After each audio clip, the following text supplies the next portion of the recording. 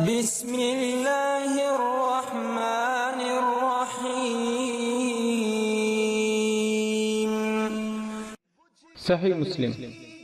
جانیے کہ حدیث کے مطابق مہمان نوازی کب تک ہے۔ باب مہمانداری کا بیان۔ پیارے آقا صلی اللہ علیہ وآلہ وسلم کی بہت پیاری احادیث۔ حدیث نمبر 4513۔ سیدنا ابو شریح عدوی رضی اللہ عنہ سے روایت ہے کہ میرے کانوں نے سنا اور میری آنکھوں نے دیکھا جب رسول اللہ صلی اللہ علیہ وسلم نے فرمایا، جو شخص یقین رکھتا ہے اللہ تعالیٰ پر اور قیامت کے دن پر، اس کو چاہیے کہ خاطرداری کرے اپنے مہمان کی تکلف کے ساتھ۔ لوگوں نے کہا، تکلف کب تک یا رسول اللہ؟ آپ صلی اللہ علیہ وآلہ وسلم نے فرمایا، تکلف ایک دن رات تک ہے، یعنی ایک دن رات اپنے مقدور کے موافق عمدہ کھانا کھلائے، اور مہمانی 3 دن تک ہے، یعنی 2 دن معمولی کھانا کھلائے۔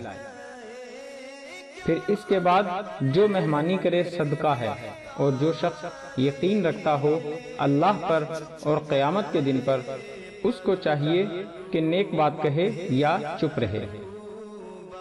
حدیث نمبر 4514۔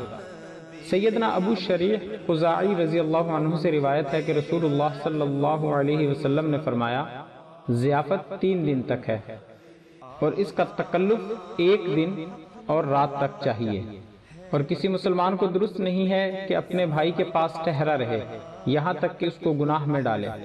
صحابہ رضی اللہ عنہ نے عرض کیا، یا رسول اللہ، کس طرح اس کو گناہ میں ڈالے گا؟